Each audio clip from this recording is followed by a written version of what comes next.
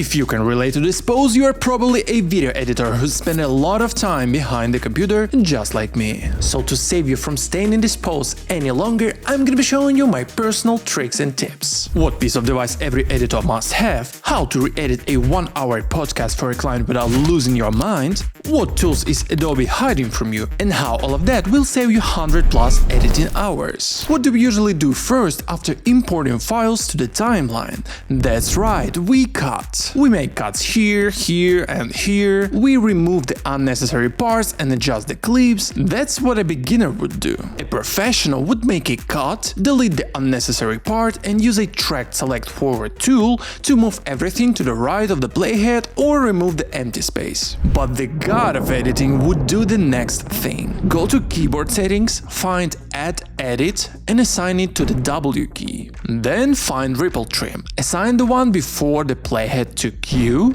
and the one after to E. Now you can make a cut where you need with the W key and trim from either side with just one press. Once you've cut all the obviously bad takes, you'll need to check the script and go through the entire video again, keeping only the necessary parts. But opening another window every time to check the script and jumping back and forth can be inconvenient. And this is where the next device comes in handy. A second monitor. If you don't have one, I don't know why you still don't. You can easily find one on Facebook Marketplace or any other platform where you can buy used items and get a monitor for around 30 to 50 bucks. I get mine for 30. It not only helps you keep the script in view to follow it seamlessly, but you can also move any Premiere Pro window to it, freeing up more space for your timeline, for example. Speaking of extra space, you can permanently close the effects tab, because you won't need it anymore. Now, by pressing Ctrl Spacebar,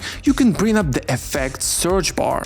Type in the effect you need and it will instantly apply to your footage. Say no to the forever lost effects panel and the repetitive dragging effects onto layers. My friend and I, who created this plugin, would be very happy if you get it through the link in the description. Presets. I know what you're gonna say. My editing requires a special approach and all those presets I found online just don't work for me. In that case, I highly recommend creating your own presets customized to your needs. Let's say you often create a slide in lower third with text, and behind it you have the same lower third but blurred to make it stand out, and on the front layer you also apply basic 3D. That's quite a few steps to go through applying effect after effect. So just select your set of effects and animations, right-click on them and hit Save Preset and click OK. It's that simple to get rid of a lot of repetitive work. But doing same thing again and again might be especially frustrating when editing podcasts.